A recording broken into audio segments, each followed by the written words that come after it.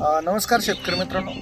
इथं आपण मागे पण व्हिडिओ बनवली होती की आपण इथं खाली लागवड करणार आहे आणि जे दांडामध्ये आपण जो बेडवरती लावतो त्याच्याऐवजी आपण खाली दांडामध्ये लागवड केली होती.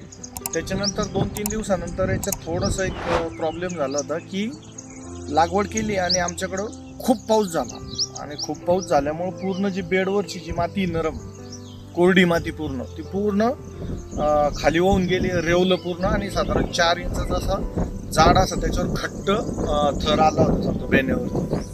तर जर्मिनेशनला खूप हळू उगल असं वाटलं होतं की व्यवस्थित जर्मिनेशन होतं की नाही, कारण उकरून पाहताना खूप असं काडीच्या साह्यानं उकरून खाली कंद शोधावं लागत होते. पण याला आपण इथं जर्मिनेशन पॉवर सोडलं आणि बघा तुम्ही 1 महिन्यामध्ये तुम्हाला जवळून पण दाखवतो नंतर 1 महिन्यामध्ये एवढं जबरदस्त असं प्लॉट बनला हा. आणि एवढा रेवलेला असताना सुद्धा जर समजा पाऊसच नसता पडला तर जर्मिनेशन होईपर्यंत कदाचित कमी माती असते आणि याच्याही पेक्षा चांगला प्लॉट असता.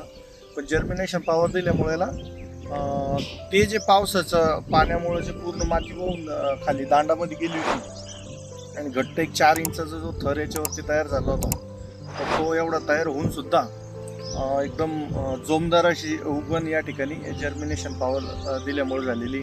साधारण एक आपण लागवडीनंतर 13-14 दिवसामध्ये आपण जर्मिनेशन पॉवर याला दिलं होतं. मित्रांनो, याला आपण बॅक्टेरिया वापरलेले आहे सगळ्या आपल्या ट्रायकॉलसोडॉल, मेटॉलपॅसॉल आणि रूट डायमंड आणि मायकोरायझा एवढंच फक्त दिलेलं आहे. याच्या व्यतिरिक्त अजून काही दिलेलं नाही. एक 2-3 दिवसामध्ये आपण आता याच्यावरती स्टंप एक्सपर्टचा स्प्रे घेणार आहे आणि ड्रिपमधून जम्बो सुद्धा याला आपण चालू करणार आहे. धन्यवाद.